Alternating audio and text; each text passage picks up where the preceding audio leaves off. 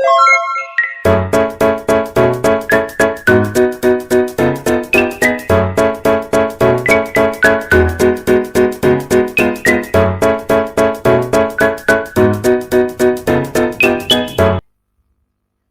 datang di video pembelajaran.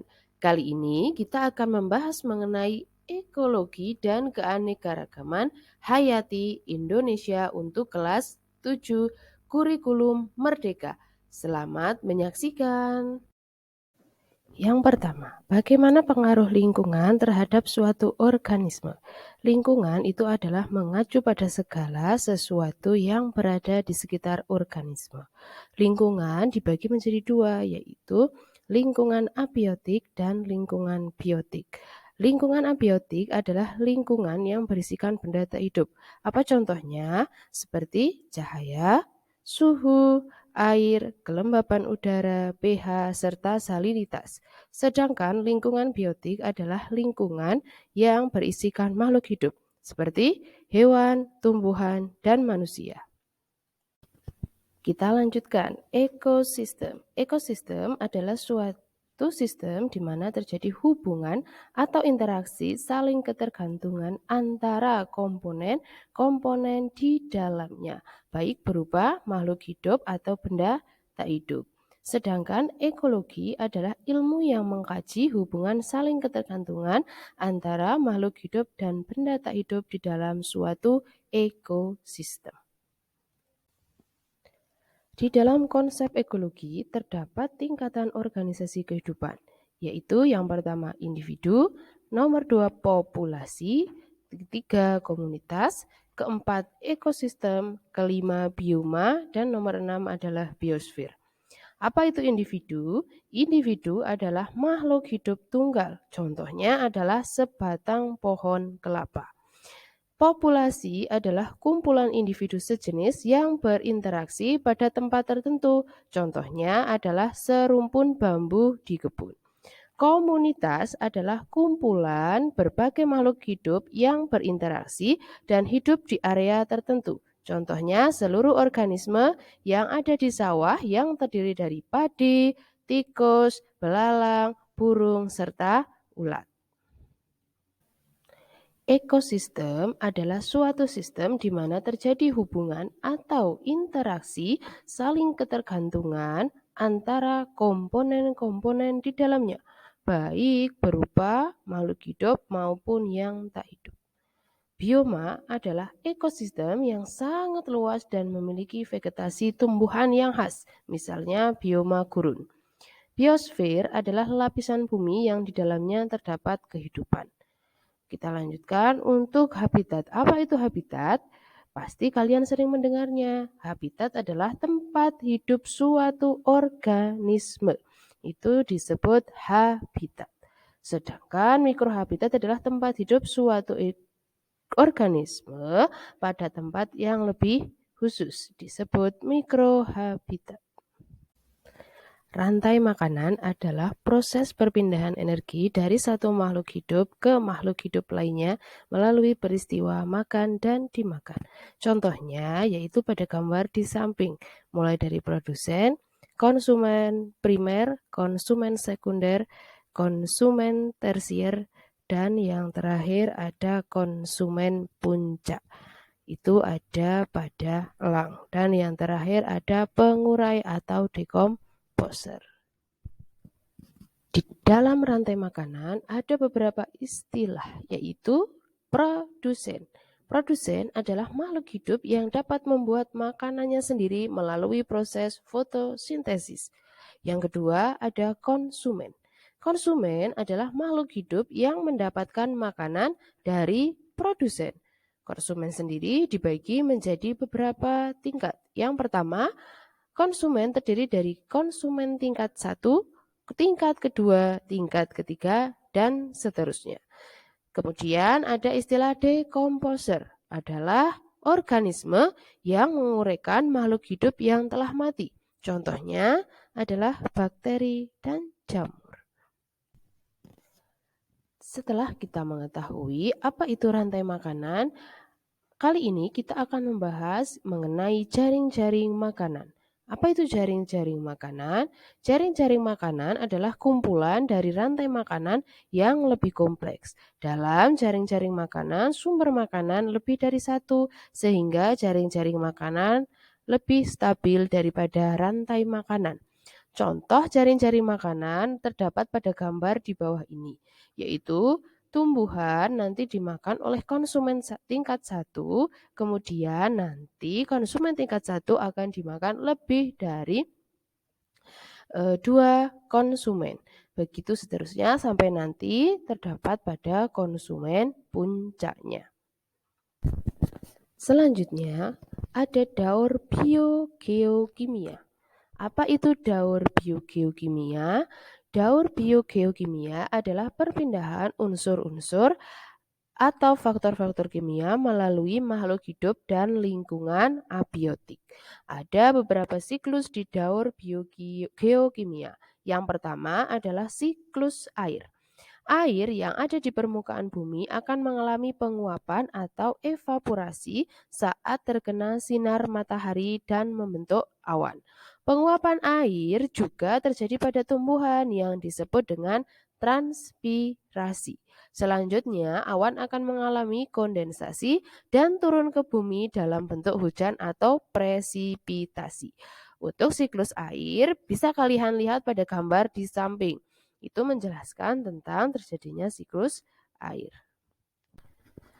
Untuk nomor 2 ada siklus oksigen dan karbon. Tumbuhan akan menyerap karbon dioksida dan menghasilkan oksigen melalui proses fotosintesis. Oksigen yang dihasilkan tumbuhan digunakan oleh manusia, hewan, dan organisme lainnya dalam proses respirasi. Respirasi menghasilkan gas karbon dioksida dan dilepas ke udara. Tumbuhan, hewan, dan organisme lainnya yang mati akan diuraikan oleh dekomposer menghasilkan gas karbon dioksida. Beberapa jasad yang mati akan menghasilkan fosil berupa bahan bakar. Bahan bakar yang mengandung karbon ini jika digunakan akan menghasilkan karbon dioksida. Itulah yang disebut dengan siklus oksigen dan karbon. Berikut adalah gambar siklus oksigen dan karbon. Perhatikan gambar yang ada di tampilan. Untuk yang panah tanda merah itu menggambarkan daur karbon, sedangkan yang panah berwarna biru menggambarkan daur oksigen. Untuk selanjutnya adalah siklus nitrogen. Nitrogen bebas dari udara dapat masuk ke tanah melalui proses fiksasi oleh bakteri tertentu. Misal, bakteri yang hidup di akar tanaman kacang. Makhluk hidup yang sudah mati akan dirombak menjadi senyawa amoniak melalui proses amonifikasi. Amonia kemudian dirubah menjadi senyawa nitrit, kemudian nitrat melalui proses nitrifikasi. Nitrat yang terbentuk akan diserap oleh tumbuhan untuk dijadikan bahan baku pembuatan protein. Sebagian nitrit akan diubah menjadi nitrogen bebas di udara oleh bakteri melalui proses denitrifikasi.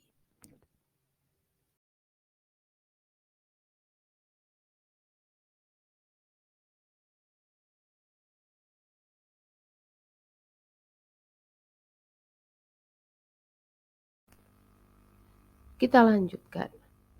Selanjutnya, kita akan membahas mengenai interaksi antar komponen ekosistem. Yang pertama ada kompetisi. Kompetisi adalah suatu interaksi yang merugikan kedua makhluk hidup yang terlibat. Contohnya adalah persaingan antar tumbuhan mendapatkan cahaya, matahari, nutrisi, dan air. Yang kedua ada predasi. Predasi mengacu pada hubungan yang menguntungkan terhadap satu pihak, sedangkan pihak yang lain akan mengalami kerugian. Kemudian ada herbivori. Herbivori adalah interaksi yang melibatkan antara herbivora dengan produsen. Salah satu pihak akan diuntungkan atau dirugikan. Simbiosis adalah hubungan erat antar populasi yang menempati habitat yang sama. Simbiosis dibagi menjadi tiga, yaitu parasitisme, mutualisme, dan komensalisme. Apa itu simbiosis parasitisme? Simbiosis parasitisme adalah hubungan ketika salah satu organisme mendapatkan keuntungan dan organisme lain dirugikan. Contohnya adalah benalu yang hidup di pohon, seperti pada gambar di samping. Itu ada benalu yang berwarna kuning menempel kepada pohon. Itu adalah benalu mendapatkan keuntungan, sedangkan pohon mendapatkan kerugian. Selanjutnya ada simbiosis mutualisme. Simbiosis mutualisme adalah hubungan yang menguntungkan kedua pihak. Contohnya kupu-kupu dan tanaman berbunga. Seperti pada gambar di samping. Kupu-kupu akan menghisap nektar yang terdapat pada bunga, sedangkan timbal baliknya adalah bunga mendapat bantuan dari gerakan kupu-kupu untuk penyerbukan. Kemudian ada simbiosis komensalisme. Simbiosis komensalisme adalah hubungan yang menguntungkan salah satu pihak dan pihak lainnya tidak mendapatkan keuntungan atau kerugian. Contohnya adalah anggrek yang menempel pada pohon mangga, seperti pada gambar di samping. Anggrek akan mendapatkan keuntungan dengan berada di pohon mangga, sedangkan pohon tidak mendapatkan keuntungan maupun kerugian. Selanjutnya, persebaran flora dan fauna di Indonesia. Indonesia terkenal memiliki keanekaragaman hayati tertinggi di Indonesia. Indonesia memiliki banyak bioma seperti bioma hutan hujan tropis, savana, pantai, dan padang rumput. Hal ini ditunjang oleh lokasi geografis yang terletak di garis ekuator yang menerima cahaya matahari sepanjang tahun dan curah hujan yang tinggi. Hutan hujan tropis di Indonesia terkenal memiliki tumbuhan endemik khas Indonesia. Misalnya bunga Rafflesia alnordi, meranti, cendana, anggrek tebu, damar, dan lainnya. Wallace membagi persebaran fauna di Indonesia menjadi dua wilayah, yaitu fauna wilayah barat atau orientalis dan fauna wilayah timur atau australis. Adapun Weber membagi persebaran fauna di Indonesia menjadi tiga wilayah, yaitu fauna wilayah barat, peralihan, dan timur. Untuk peta persebarannya bisa kalian lihat di bawah ini ya.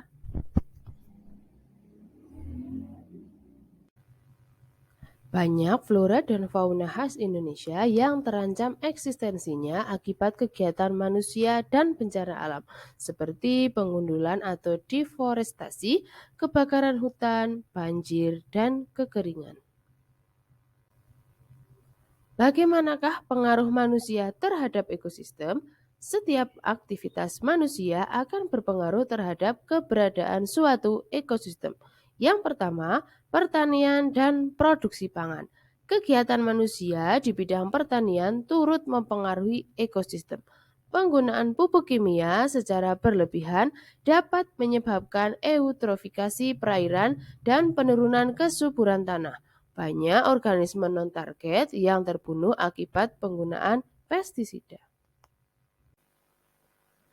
Pertanian monokultur menyebabkan turunnya keanekaragaman hayati. Banyak tumbuhan yang disingkirkan dan diganti oleh hanya satu jenis tumbuhan tertentu, seperti pada gambar yang ada di samping, yaitu pertanian yang hanya terdapat satu jenis tumbuhan saja. Kerusakan habitat.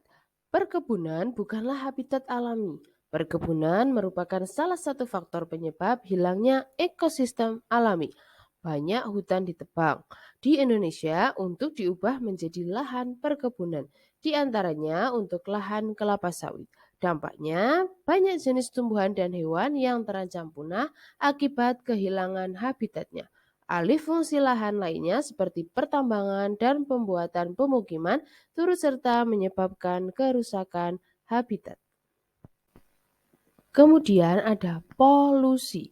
Polusi adalah masuknya zat-zat beracun ke dalam lingkungan sehingga mengganggu keseimbangan lingkungan alamiah. Banyak aktivitas manusia yang tidak disadari menyebabkan terjadinya pencemaran. Misalnya penggunaan kendaraan bermotor, membuang sampah sembarangan, dan membuang sisa limbah ke sungai secara langsung. Pada gambar di samping adalah contoh polusi yang terjadi karena aktivitas manusia. Dampak dari polusi menyebabkan banyak peristiwa di dunia, misalnya hujan asam dan pemanasan global. Hujan asam terjadi akibat polutan sulfur oksida dan nitrogen oksida yang bereaksi dengan air di udara. Hujan asam dapat menyebabkan hutan rusak, jembatan mudah berkarat, dan patung banyak yang rusak. Adapun pemanasan global terjadi akibat terakumulasinya gas karbon dioksida di udara sehingga menyebabkan terperangkapnya cahaya matahari di bumi. Suhu bumi menjadi meningkat sehingga kutub mencair, permukaan air laut naik, musim yang sulit diprediksi, dan terjadinya gagal panen. Selanjutnya ada konservasi. Kegiatan manusia yang dapat memperlambat kepunahan organisme adalah melakukan kegiatan konservasi. Beberapa kegiatan konservasi yang dapat dilakukan diantaranya adalah penggunaan energi alternatif, daur ulang sampah, pengolahan limbah, dan penghijauan. Konservasi adalah pengelolaan sumber daya alam hayati yang dilakukan secara bijaksana untuk menjaga kesinambungan persediaan hayati dengan meningkatkan dan memelihara kualitas keanekaragaman nilainya. Manfaat konservasi secara ekologi adalah terlindunginya keanekaragaman hayati melalui keseimbangan ekosistem sehingga terbebas dari ancaman kepunahan. Keseimbangan ekosistem yang tercipta dapat menghindarkan manusia dari bencana seperti banjir bandang dan kekeringan. Manfaat secara ekonomi adalah tersedianya sumber sandang, pangan, dan papan yang berkelanjutan. Selain itu, jika dikelola dengan baik, dapat dijadikan sumber penghasilan, misalnya dijadikan tempat ekowisata. Metode konservasi. Metode konservasi lingkungan dibagi menjadi dua, yaitu in situ dan ex situ. Metode in situ adalah upaya pelestarian keanekaragaman hayati, baik berupa flora ataupun fauna, yang dilakukan di habitat asli spesies tersebut. Kawasan yang berfungsi sebagai lokasi konservasi secara in situ antara lain Suaka Margasatwa, Cagar Alam, dan Taman Nasional. Tujuan penetapan kawasan konservasi adalah untuk mengurangi resiko kerusakan pada habitat tertentu sehingga tidak mengancam kelangsungan hidup flora dan fauna. Metode konservasi in situ. Metode konservasi in situ adalah upaya pelestarian keanekaragaman hayati baik flora maupun fauna yang dilakukan di habitat asli spesies tersebut. Metode konservasi ex situ. Metode konservasi ex situ adalah upaya pelestarian keanekaragaman hayati yang dilakukan di luar habitat aslinya. Lingkungan konservasi secara ex situ merupakan lingkungan buatan manusia. Konservasi ex situ menjadi alternatif apabila habitat asli dari suatu spesies sudah rusak sehingga tidak layak lagi untuk dihuni dan apabila ingin mengembalikan fungsinya juga butuh waktu yang lama. Karakteristik dari habitat buatan adalah wilayahnya tidak terlalu luas dan jumlah populasi yang dikonservasi tidak terlalu banyak. Contoh bentuk konservasi ex situ adalah penangkaran dan kebun binatang.